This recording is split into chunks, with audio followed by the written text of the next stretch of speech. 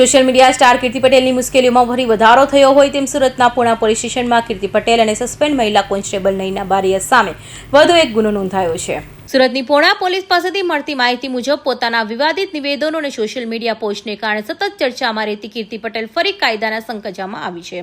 Puna police સ્ટેશનમાં નોંધાયેલી ફરિયાદમાં જણાવ્યું હતું કે કીર્તિ પટેલ અને ભાવનગરની સસ્પેન્ડ મહિલા police constable Nayana Baraiya Puna police સ્ટેશનની બહાર પહોંચી બૂમાબૂમ અને હોબાળો મચાવ્યો હતો।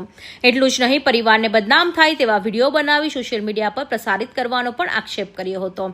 હાલ ફરિયાદના આધારે સમગ્ર મામલે પૂણા પોલીસે બંને સામે ગુનો નોંધી વધુ તપાસ हाथ धरी है।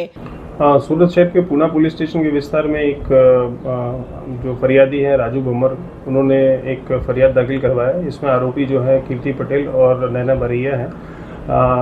जो फरियाद दाखिल हुआ है वो एक धाक धमकी और आईटी एक्ट के कलम लगाया गया है। इसमें जो विगत है वो ऐसी है कि राजू भम्मर की जो वाइफ है उसको बदनाम करने के लिए सोशल मीडिया के अलग अलग पोस्ट जो शेयर किए जाते हैं और नैना बारैया और कीर्ति पटेल के द्वारा उनको त्रासित किया गया, उसके बिहाफ पे ये जो हमें पुरावा मिला है उसके तहत पे हमने फरियाद इसमें दाखिल किया है प्रिलिमिनरी, और इसमें और भी कुछ पुरावा मिलता है तो आगे भी सेक्शंस ऐड हम करेंगे।